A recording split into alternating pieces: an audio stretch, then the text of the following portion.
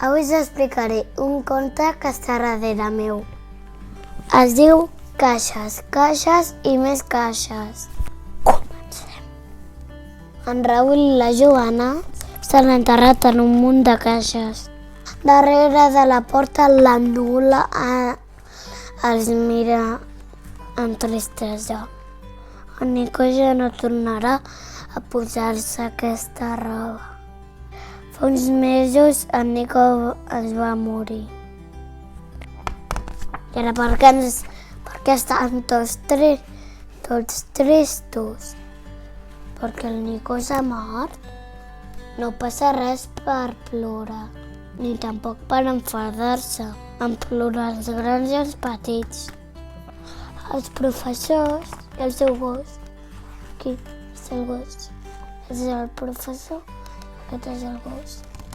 Però avui en Raül i la Joana ja no ploren.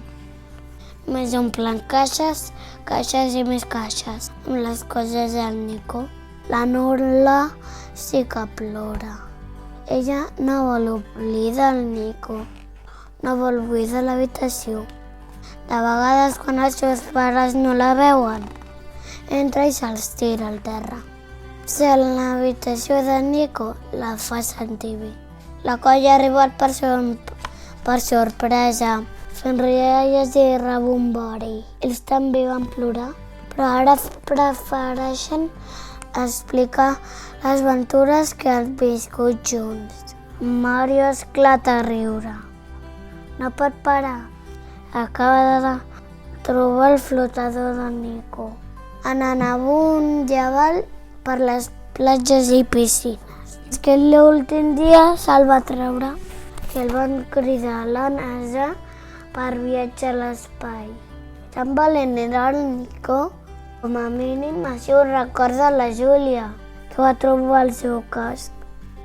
Per sort en Nico va tornar a pujar els peus a la terra. I com? Volant? Què vola? No es va morir. La Gis, que ha estat callada fins ara. Mira uns pals de fusta destrossats. Els va guardar, Nico els va guardar. Encara que tan sols són uns pals, li recorden a ell. En l'ordre de les caixes i més caixes, gairebé no hi havia res. Avui, després de molts dies, tornen a somriure. Li encanta recordar les aventures amb en Nico. En Nico ja no hi és, però ens ha deixat una empremta molt gran i moltes coses per explicar i records per guardar. Voleu veure quin record?